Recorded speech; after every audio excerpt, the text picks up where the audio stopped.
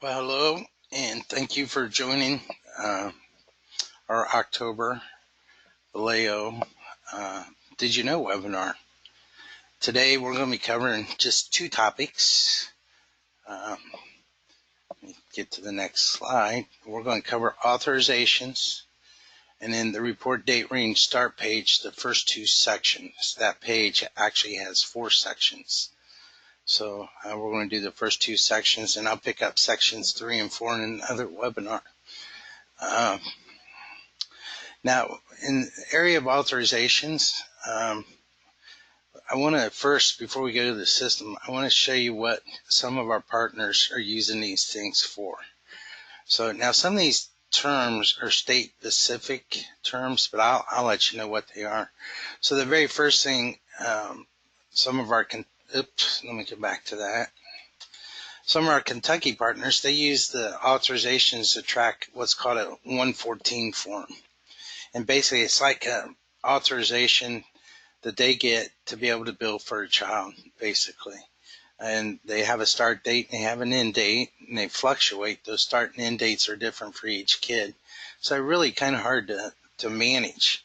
Now, one of the things they do is until they get a valid 114, which also tells you what the rates are, they will set a kid at the lowest invoice rate until they get a valid 114, but they use authorizations to track all those. Something else we see them being used for is to track level of care. More and more states are going to where, they assign a level of care to a kid, like TFC3, but then they say that level will expire June 15th of 2020. So our partners in those type states use authorizations to track level of care expiration dates. The next one I had no idea of until I started asking around, but it's really a good idea. A lot of our, one partner for sure, there may be others doing it, but one, they're really, really big, use authorizations to track their foster parent agreements. Those foster parent agreements for them are only good for 12 months. So, if it gets placed on June 1st of 2019, they'll put in an authorization with a type of foster parent agreement that's good till May 31st of 2020. They also, on authorizations, you can set up additional fields. They also upload the actual signed foster parent agreements with that authorization. So that's another thing we see being used for. Bed holds. One of our fairly large organizations will use the bed holds or use authorizations to track the authorizations for bed holds. And again, they have a document upload. They actually scan those emails, whatever it is coming from the county or states to authorize that bed hold, and save it with the authorization itself. Clothing vouchers, I just had somebody mention that they use it for clothing vouchers. I'm not sure how they use it. I didn't get a chance to go into more details about that. Discharge summaries, same way. They're uploading their discharge summaries in the authorizations. And I'll tell you why some of these are being done when I get done going through this list. YFT is something in Texas. It's called Youth for Tomorrow. Youth for Tomorrow is responsible for leveling their kids. So YFT and LOC are pretty similar, just a little few minor differences, but they track all those Youth for Tomorrow evaluations with authorizations. And then the last thing we see it being used for is in the state of Indiana for the ICPRs. That's in the state of Indiana, if you don't have a valid ICPR, you are not allowed to invoice for a client. So in Indiana, we're seeing them being used for ICPRs, and we have multiple partners that use them for that. Now, the people that really uses the information and authorizations is not your case managers. They'll have to go in and maybe upload the new signed foster parent agreement or whatever, but it's more administrative folks, quality control folks, compliance folks that are using authorizations for the various things. So with that being said, I'm going to go ahead and go to the system now. And the way I'm going to start with authorizations, I'm going to show you how you can enter an authorization on a kid first. I'm going to do it for foster care, residential, and services. And then there's multiple ways you can get to where you can do that. All right. So the first place I'm going to start is under this foster care census page. All right. Because every case manager, we're going to look at these three to start, but every case manager has access to those too, as well as everybody else that has that set up for their menus. So on the foster care census page, there's a couple of different ways you can do this. One, you can just click on this link over here on the right side. Let me blow this up a little bit to make sure you can see it good. So if you click on that link, it's going to actually open it in a new tab, the authorization page for that kid. So this is for Hank Aaron, and as you can see, he doesn't have one right now. So if I want to add one, I can just real quickly, I'm going to go ahead and add some, but I can't use the same numbers. I'm going to say we received this in September 25th. It is good from October 1st of this year until October 1st of next year. We can put in a note.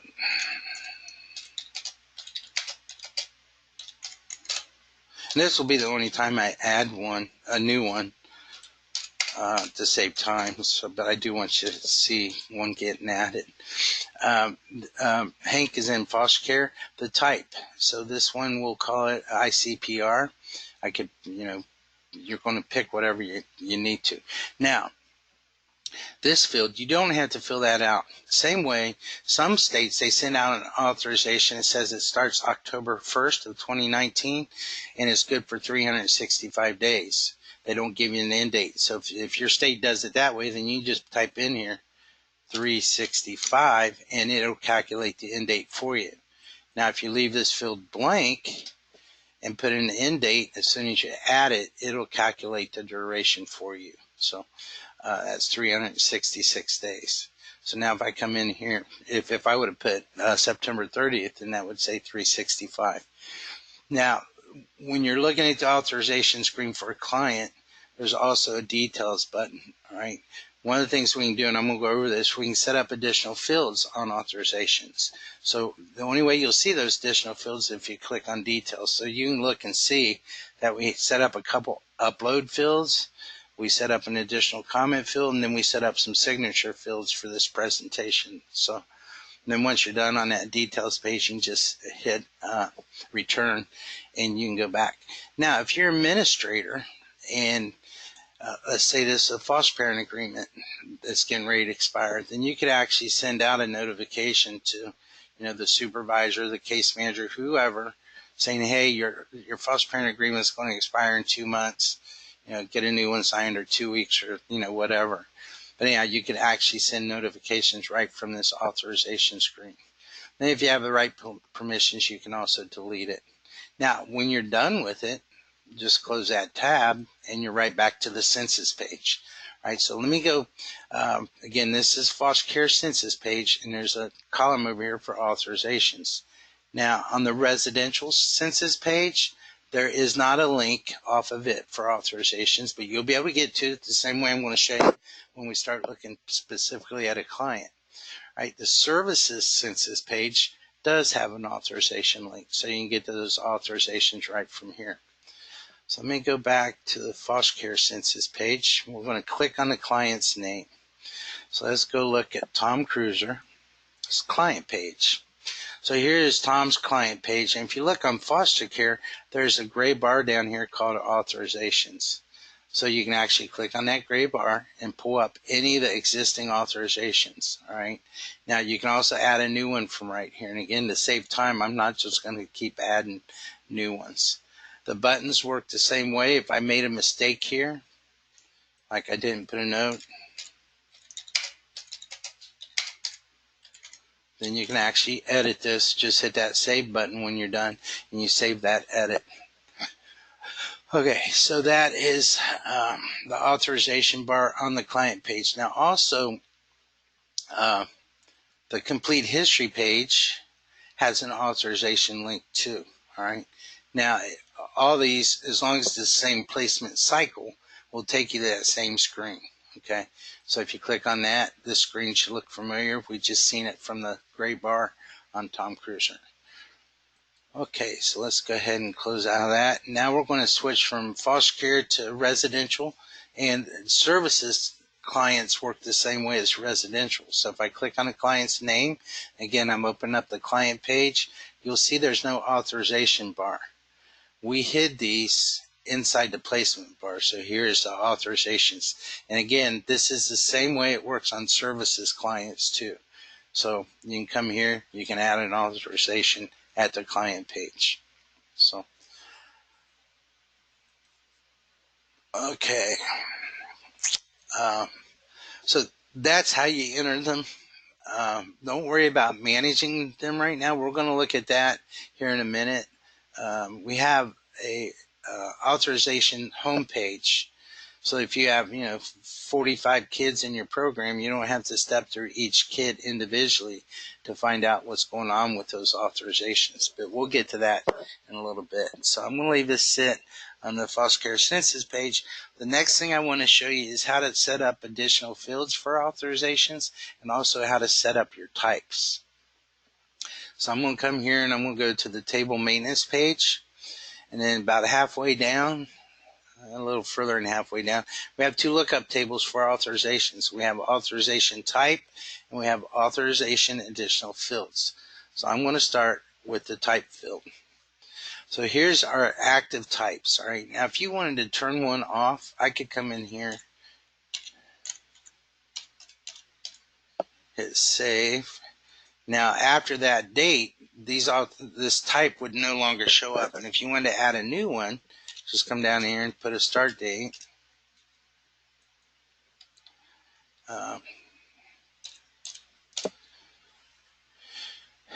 And so now what we just accomplished here, we turned off bed hold authorizations and we turned on LOC. So now let's go look at a client real fast. I'm going to open that foster care census page in a new tab. Let me go back here and click on authorizations. So now if we look, notice that LOC shows up, but I forget the one I turned off. Anyhow, the one I turned off, let me go back and look. Vet hold authorizations is no longer available. So you can control that type field on that table maintenance page with, let me go back, or let me get rid of this date real fast. With that lookup list. Again, let me show you where that lookup list is. This is the old table maintenance page, but it's right here. If you want to use the new one, again, click on the beta version. We're going to be actually making this the real one soon, but click on the beta version. It really simplifies that. So you just start typing authorization. There's only two types of things you can do with authorization on the system page. That's that type filter we were just at. So if I click on that, notice it opened in a new tab up here. Here's those 5 types, my new one, and the 4 existing. Or we can go into the next thing, which is what we're getting ready to do, which is additional fields. So I'll go ahead and do that from here. So we have right now 5 additional fields set up. Let's pretend that you wanted an upload field for the foster parent agreement.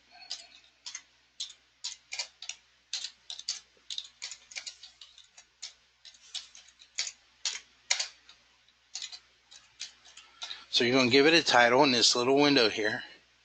You're going to click add, and when you do, it's going to put it right out here. Now you can come in here and you start looking at display orders. So this value here is how it's going to be displayed on the screen. What I'm going to do real quick, and I did this purposely so I could show you something. We recommend when you set up additional fields, don't count 1, 2, 3, 4, 5, 6, 7, 8, 9, 10. Count 5, 10, 15, 20, or 10, 20, 30, 40. And the reason is, if you want to add something later and you want it in the middle of 2 particular fields, then if you skip numbers like 10, 20, 30, 40, then you have gaps in the middle of those that you can go in and add fields. And I'm going to illustrate that to you here in 1 second. So let me get these relabeled. So you can see what a pain it is to relabel those display orders, right? But when you set up additional fields, if you skip like that, Then when you add your new field, you can come in here and say, well, I want it between these two. All right, so that was 20, this was 30. So if I make this 25, that new field will show up in between these when we're done. All right, so this is going to be a document upload field. The report description is going to be the same as the screen description, so I'm just going to copy that and paste it in here. Above, I'm not worried about a report or anything, but I want to be able to go back in time to, 10 years ago. So I'm going to change that start date to 2000. Now I'm going to hit update.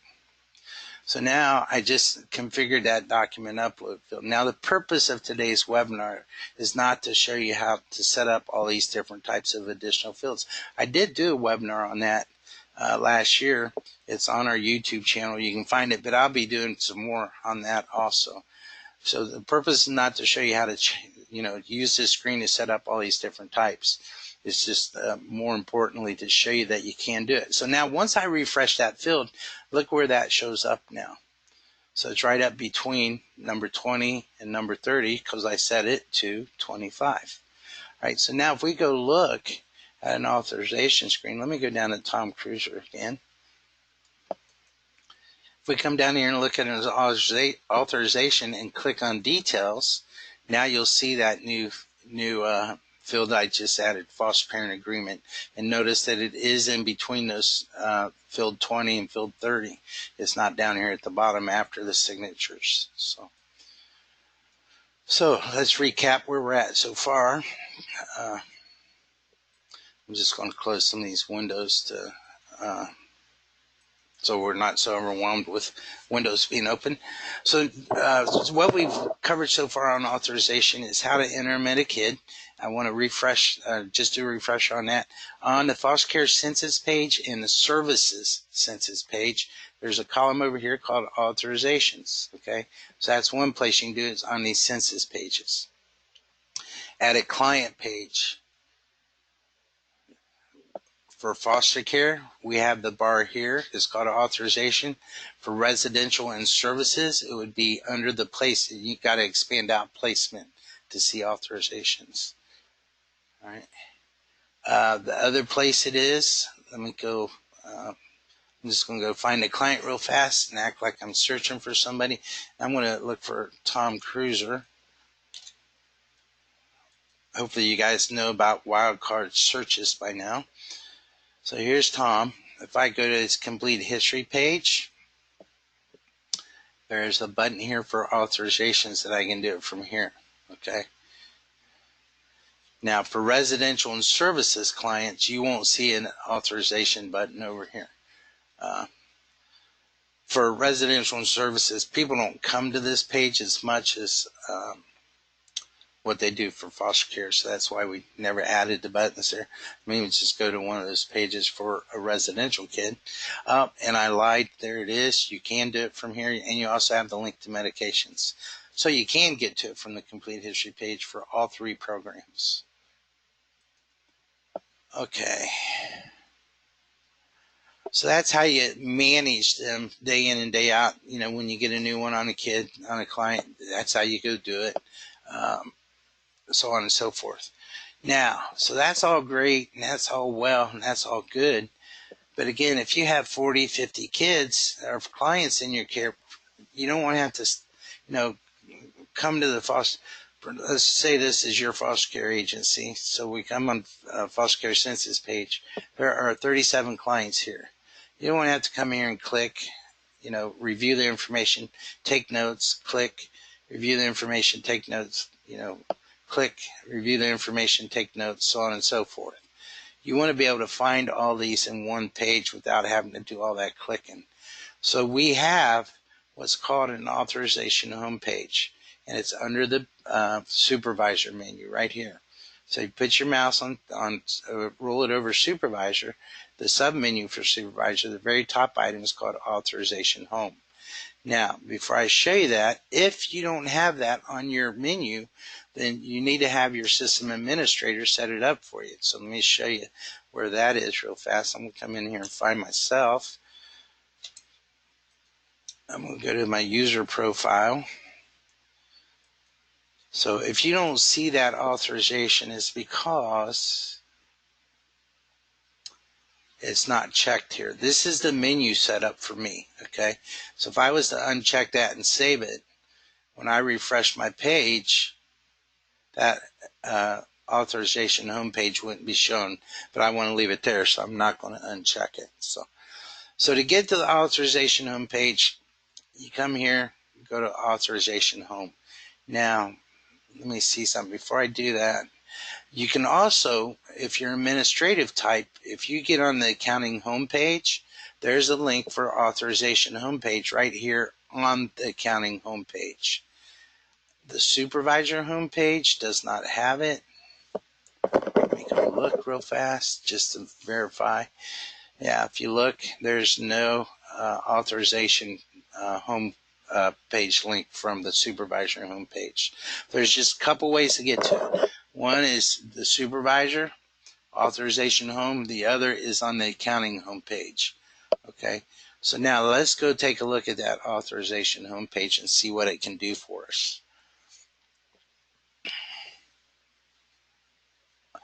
This is the authorization homepage.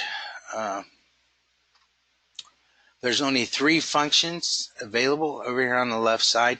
And by the way, your reminder that I sent out for this webinar today, I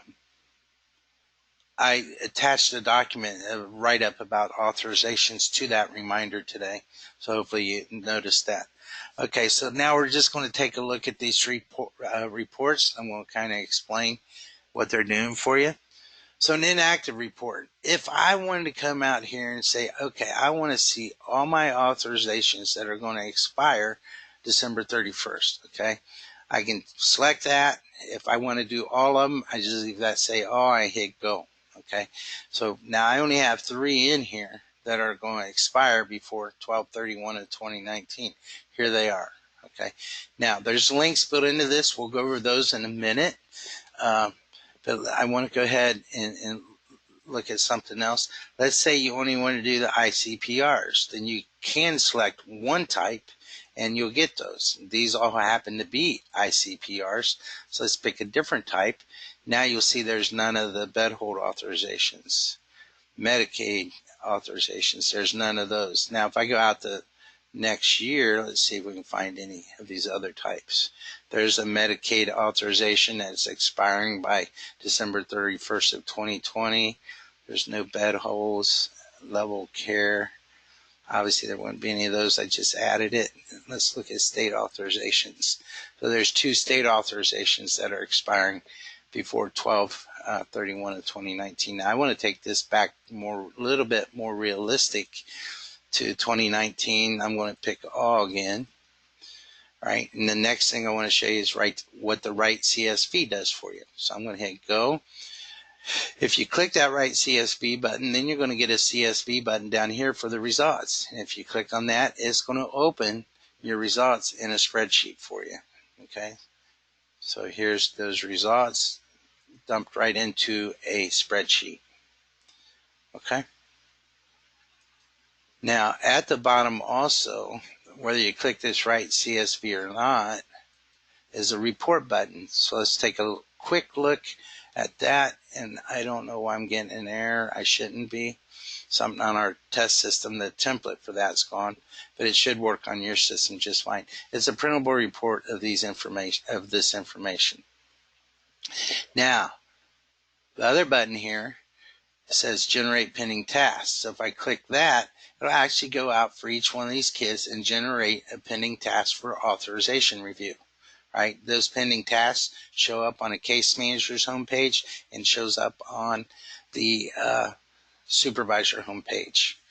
Now the last report control function here is this thing called show none found. So now if I click this, what it should say is show clients where no authorizations are found. We just didn't want to put that whole sentence on there, so we shorten it to show none found. If I hit go, now I'm going to see every kid that's currently in care where they have an authorization or not.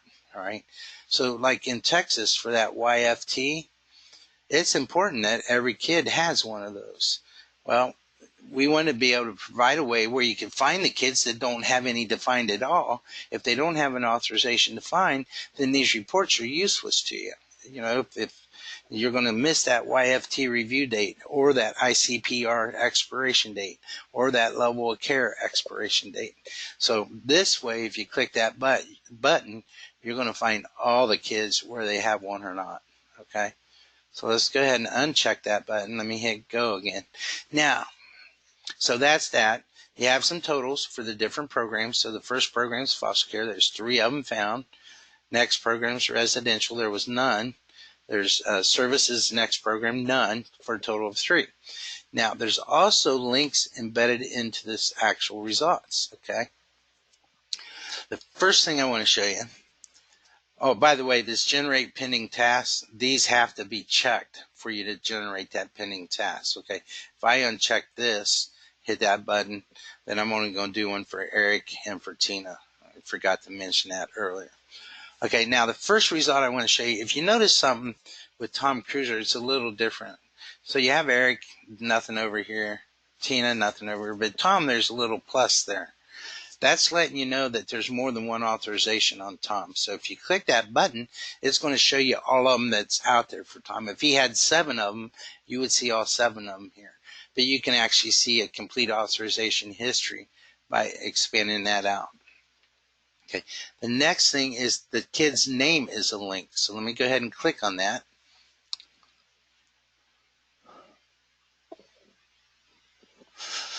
And what you get is a printout. Now this is all about Tom. Again, let me blow this up for you so you can see it a little better. Okay, the first part up here, it just tells you it's Tom. That you ran this on October 11th. Then we have a placement history. So he was placed in the Kinderberger home on 10/1, and he left there on 11/29. He moved to a new home, the Luke Groundwalker home. During that time, he had all these respites, okay? And then here's where he was placed in the Groundwalker home on 11/29. He's still there, but he also had a respite here. The next section of this report shows you the level of care history. Okay. Then the next section is going to show you all the contacts that were entered for this client since he's been in care. Okay. Keep scrolling down, you can see he's had a lot of contacts. The next section is going to show you all the collateral contacts. So it kind of gives you a lot of information, incidents, so on and so forth.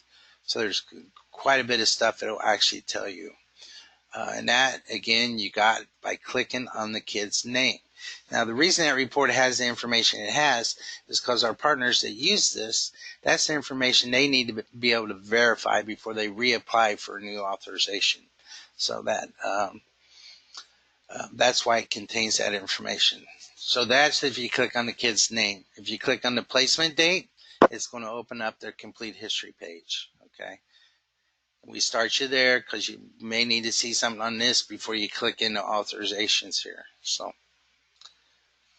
okay, the next link on here is the edit button. So if you click on the edit, it takes you to the authorization page for that kid. Okay.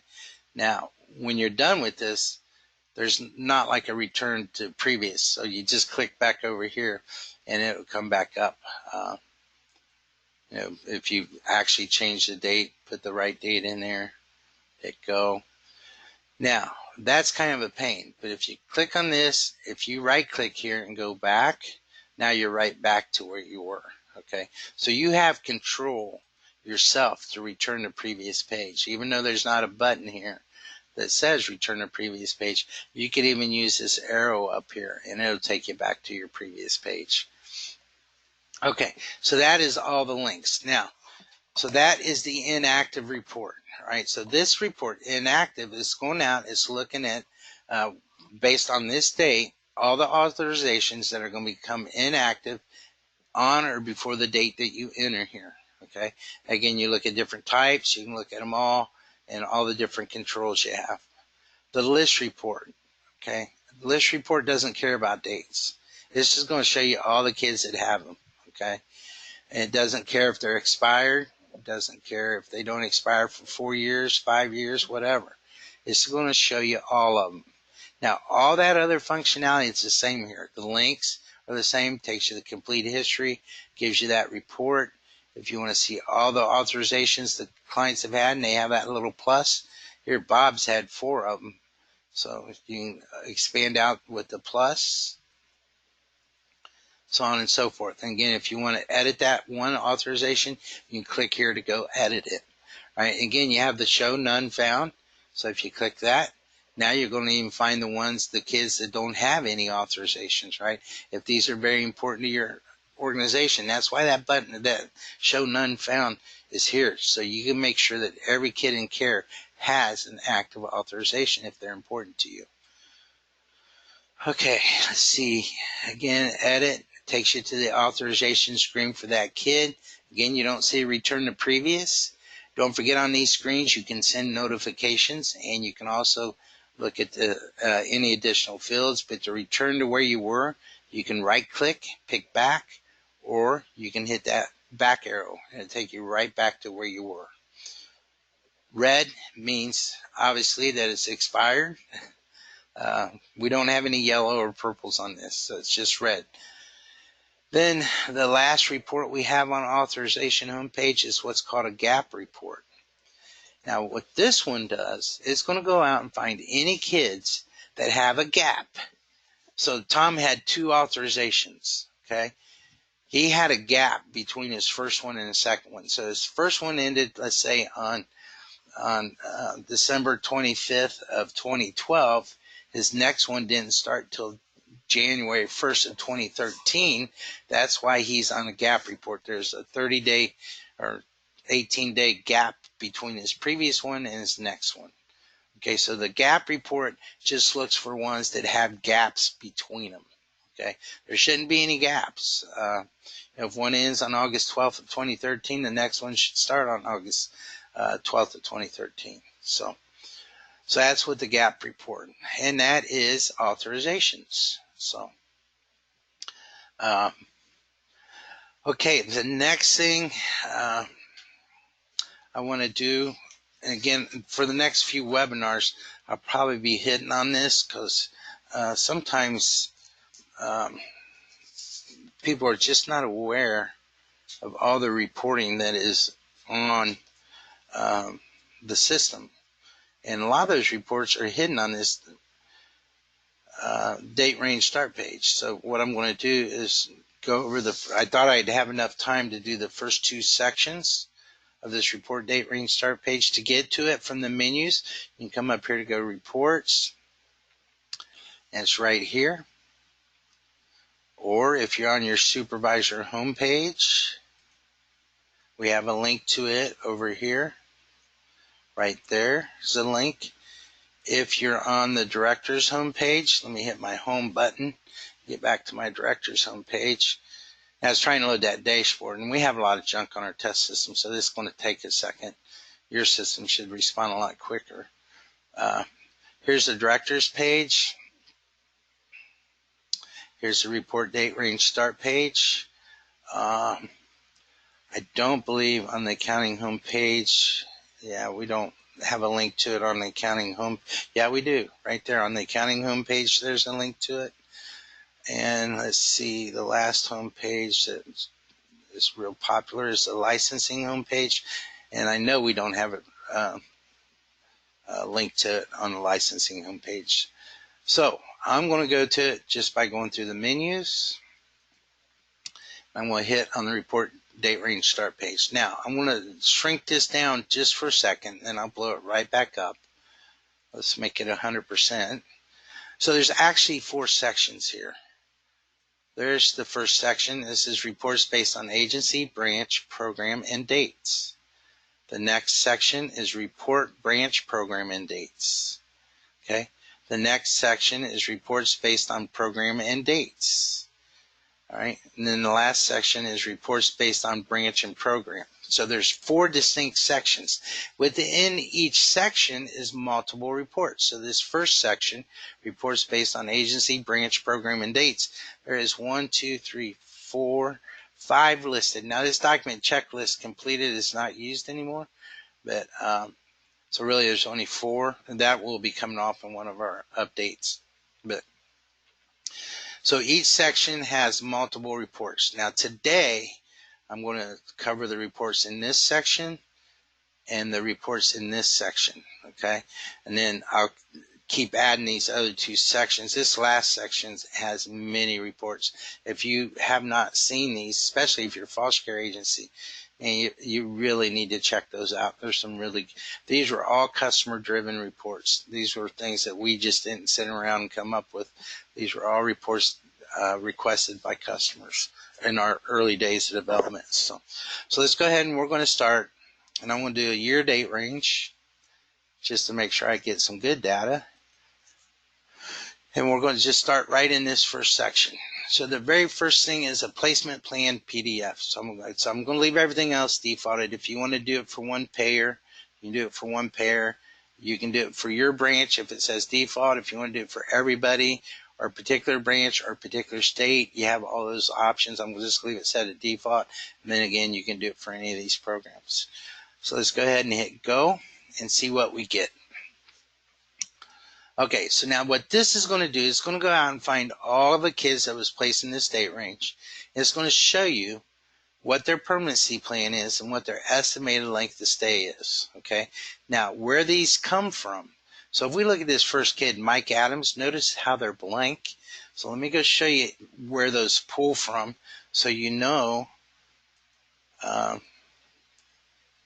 when you see something blank, you'll know why it's blank. So let me find. I'm not going to do that way. I'm just going to go to find a client, Mike Adams, search. There he is. He's discharged. I wouldn't have found him on that complete census page no matter how hard I looked. So let's go here. And this was a respite only placement, so I'm not going to use that. I'm going to use this last placement. If I go to his client page, all right, if I go to client care, there's a jump to menu. Right, and there's a link called permanency here. So if I come in here and I say his estimated length of stay, we'll just put October 31st, and then we're going to put in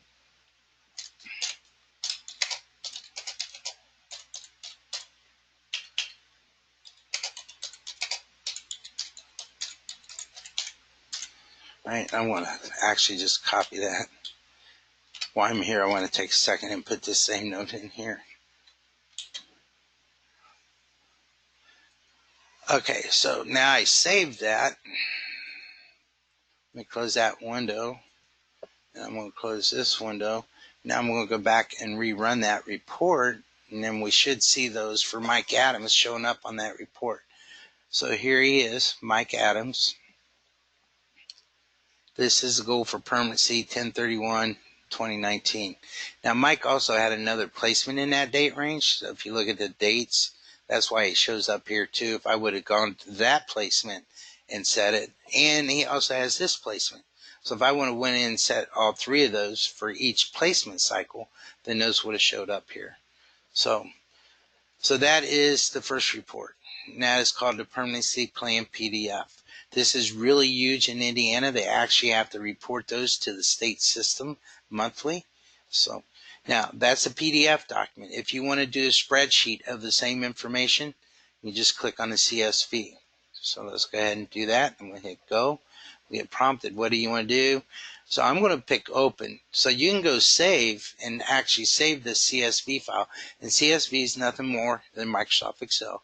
So you could save it to your hard drive and open it later.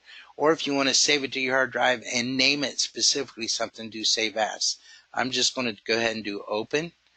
So it's going to open up that spreadsheet. And here's all that information in a spreadsheet. Let me resize it. And there you go.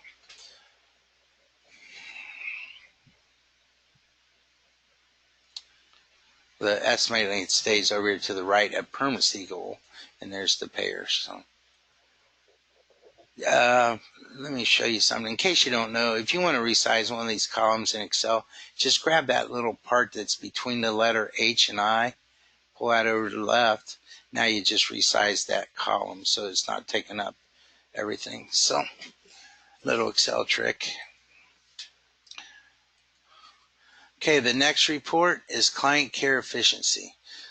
So this report is going to go out and look at all the client care items that were completed during that during the date range, but also matches your other search criteria, and it's going to put it in a PDF document for you. So here is that document. Well, I'm sorry, not PDF. It shows you on the screen, but if you want to pull it into Excel and do some charting and graphing, like your board of directors, then that's why the CSV button is down here. So let's look at what it's telling you though. So for this kid, Tom Cruiser, the client care type, again, this is all based on client care items. Client care type was called additional field types. That's just the client care type I have in there that shows me all the different type of additional fields available on our system. Typically, you'd see dental exam, discharge summary, treatment plan, whatever. Here's the branch. Here's the payer. Here's the user that completed this item. It was due on 9/30 of 2019. It was done on 9/30 of 2019. So it was due on the day. It was done on the due. It was done on the day that it was due. Okay. The next item, Ron Howard's the client, is a birth certificate. Payer, the branch, Brad Strozier's the staff member. This was due on 12/2 of 2018. It was done 15 days late. Okay. Again, the due date was 12/2. It was done on 12/17. Then the last one we need to look at real quick is one where it's done early. All right. So we have due on time, or done on time, done late, done early. Okay, so this one was due on 5/14. It was done on 5/13, which was the day before the due date. That's why it's a negative number. Right, so you have all this. You can pull into Excel. You can, do your sorting, totals, whatever you want to do for stats, for outcome stats. All right, and it's more. This ain't outcome stats. This would be more like a productivity stat. How good is your staff doing on getting this stuff done on time? Okay, the next report is this document checklist completed. Again, that's going to be coming off here. It's not used anymore. It will not work for you. Don't try to use it. So the next one is pending task efficiency. Now this one is very similar to client care. All right, the client care efficiency one. Again, these are all pending tasks. This was an authorization review, branch, payer, users not found. I don't know why it says user not found. It should tell us who that was. That's something going on our test system. Caseworker was Norma Vesti. It was due on 2/6. It was completed on September 13 of 2019. It was done 219 days late. Here we have one done on time, on time, on time, on time, and all the other ones were late. All right. So again, it's more of a report for, how good is your staff at getting this done, these chores done when they need to get it done. Okay. So that's the first section. The next section, again, I'm going to set up a year. Now, typically our partners that use these tools regularly, they don't do year at a time. They're looking at stuff monthly. Some of our partners do it every 2 weeks. They want to really be proactive on making, on certain things. So, but some of them do it monthly, weekly, quarterly. Some probably do it a year. So the first report we're going to look at is contact productivity of users. All right, so it's going to go out and it's going to find all the contacts that were entered in this date range per staff. Okay, and if you leave this, it's going to match whatever criteria you set up here. So I'm going to go ahead and hit go so you can actually see the report. Okay, so this is report is contact productivity for users between this day and that day for Branch of Dayton. So here's the first user, it's me. So for video conferences, I had 3.17 billable hours, no non-billable hours, for a total of 3.17 hours. For a contact type of demo type, I had 0.75 non-billable, and so on. And I don't need to read every one of these lines to you. All right, but this column here is going to show you the type of contact it was. All right, and it does break it down by payer too. So if you look home visits on here multiple times, it's because they're different payers. Okay, this is the Kentucky style of foster care super agency. This is the Indiana style, right? But then, so it breaks it down by type and payer. Then it shows you the billable time, non-billable time, and a total time. So then at the bottom of Paul, you get an overall total. I had 144 billable hours 31.54 non-billable hours for a total of 176 hours of basically, some type of face-to-face contacts or phone contacts with clients or whoever else you're logging under contacts with.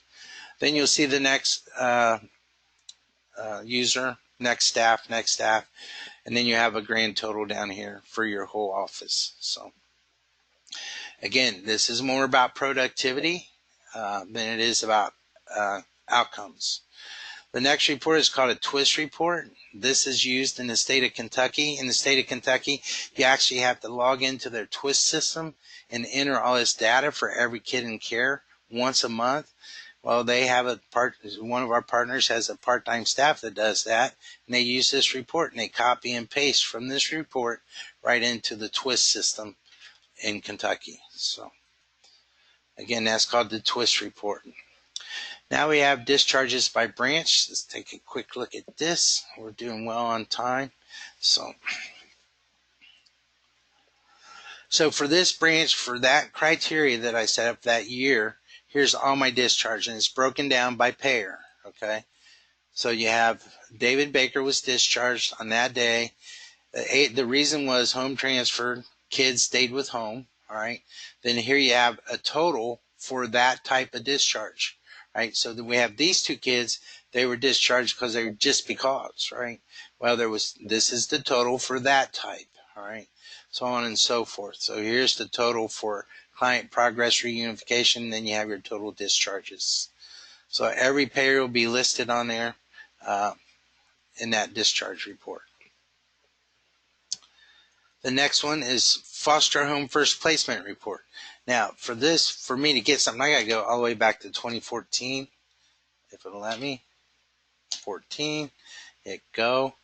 This report will give you a list of homes that had their first placement during that date range. All right. So these 3 homes, these were the first kids that ever were placed in those homes, and here's the date they were placed in that home.